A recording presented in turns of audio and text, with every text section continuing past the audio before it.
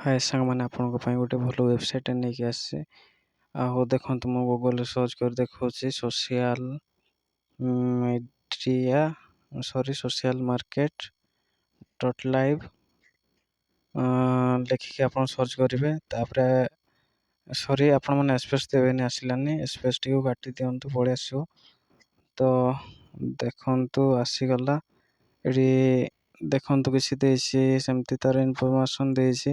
ଦେଖନ୍ତୁ ତାର subscriber process ପାଇଁ କିଛି ଭଲ, ମାନେ ବହୁତ ଭଲ କମ୍ ରେଟ୍ରେ ବହୁତ ଗୁଡ଼ିଏ ସବସ୍କ୍ରାଇବର ପରଚେସ୍ କରିପାରିବେ।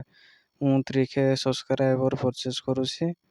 ଆଉ ଏଇଠି ମୋ ଲିଙ୍କଟାକୁ କପି କରିକିନା ମୁଁ ଆଣିଥିଲି ଏଇଠି। ତାପରେ ଏଇଟା ପେଷ୍ଟ କରିଦେଇକି ଗୋ ପେମେଣ୍ଟ ଅପସନ୍କୁ ଯାଉଛି। ତାପରେ ଏଇଠି ଦେଖନ୍ତୁ ଆସିଗଲା ରମି ନେଟୱାର୍କ 246 କଣ୍ଟିନ୍ୟୁ ପେକୁ ମାରିଦେଲି। ତାପରେ ଏଠି ଆପଣ ନିଜ ଫୋନ୍ ନମ୍ବରଟି ଏଠି ଆଡ଼୍ କରିବେ। ଆଉ ବର୍ତ୍ତମାନ ମୁଁ ମୋ ନମ୍ବର ଆଡ଼୍ କରିଦେଇଛି, ଦେଖିପାରୁଥିବେ। କଣ୍ଟିନ୍ୟୁ ପେ ଆଡ଼୍ କଲା ପରେ କଣ୍ଟିନ୍ୟୁ ପେକୁ ଯିବେ। ତାପରେ ଏଇଠି କିଛି ଆସିବ ଅପସନ୍, କିଛି ଡିଟେଲ୍ସ ଆସିବ, ଆପଣ ଯାହା ମାଧ୍ୟମରେ ତାକୁ ପେ କରିବେ। ତ ମୁଁ ମୋର ଏଠି UPI ମାଧ୍ୟମରେ ମୁଁ ବର୍ତ୍ତମାନ କରିବି, ଦେଖିବେ।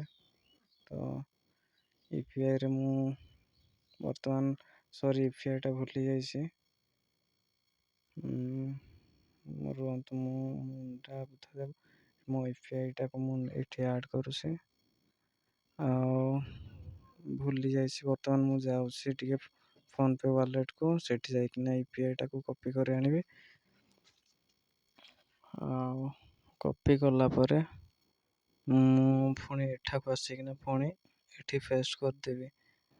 ଆଉ ମୁଁ UPIଟାକୁ କପି କରି ନେଇକି ଆସିଲି। ଆଉ ଏଠାରେ ବର୍ତ୍ତମାନ ମୋର UPIଟାକୁ ପେଷ୍ଟ କରିଦେବି। ତାପରେ ରଙ୍ଗ ଦେଖାଉଛି, ତ କିଛି ପ୍ରୋବ୍ଲେମ୍, ହଁ ହେଇଗଲା। ଏଠି କିଛି OTP ଆପଣଙ୍କ ଫୋନ୍କୁ ସେ ସେଣ୍ଡ କରିବ। OTP ନୁହେଁ, ମେସେଜଟେ ଆସିବ। ତ ଏଠି ଯଦି ଆପଣ ତାକୁ କ୍ୟାନସଲ୍ କରିବା ପାଇଁ ଚାହୁଁଛନ୍ତି, କିଛି ଅପସନ୍ ମାନେ କିଛି ବହୁତ ଗୁଡ଼ିଏ ଅପସନ୍ ଆସିବ। ତ ଆପଣ କ୍ୟାନସଲ୍ କରିବା ପାଇଁ ଚାହୁଁଥିଲେ ଏଠି କ୍ୟାନସଲ୍ କରିପାରିବେ। ତ ପୁଣି ମୁଁ ଯାଉଛି ବ୍ୟାକ୍। ଏଠାରେ ଆଉ ଥରେ ମୁଁ ମୋର କପି କରିଥିବା ଫାଇନାଲି, ତାପରେ ଦେଖନ୍ତୁ ଆଉ ଥରେ ମୁଁ କରୁଛି। ତ ହେଉଛି କି ନାହିଁ ଦେଖିବା। ପ୍ରୋସେସିଂ ପେମେଣ୍ଟ ଆସୁଛି, ପୁଣି କ୍ୟାନସଲ୍ ହେଇଯାଉଛି, କିନ୍ତୁ ହେଲା କି କ'ଣ? ଏଠି ହଁ ଆସିଲା, ଦେଖନ୍ତୁ କିଛି ପ୍ରୋସେସିଂ ଚାଲିଛି। ତ କମ୍ପ୍ଲିଟ୍ ପେମେଣ୍ଟ ୟୁଜିଂ ଫୋନ୍ପେ, ତ କମ୍ପ୍ଲିଟ୍ କରିବା ପାଇଁ କହୁଛି, କିନ୍ତୁ ଦେଖିବା ମୁଁ ମାରିଦେଇଛି। ହଁ ସାୟଦ ହେଇଯିବ ବୋଧେ। ଏଥର ଆସିଲା ବ୍ୟାଙ୍କ ଅପସନ୍, ତ ମୁଁ ପେ କରିଦେଲି। ଆଉ ଦେଖନ୍ତୁ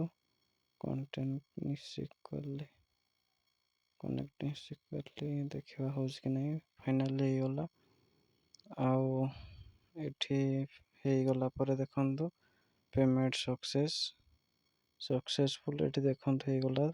transaction ID 3K subscriber purchase final ହେଇଯାଇଛି। ଆଉ ଏଠି ତାର କିଛି ପ୍ରୋସେସିଂ ହେଉଛି, ଆଉ ମନା କରୁଛି। ଆପଣ ଯେତେବେଳେ ପରଚେସ୍ କରିବେ, ସେତେବେଳେ ଆପଣ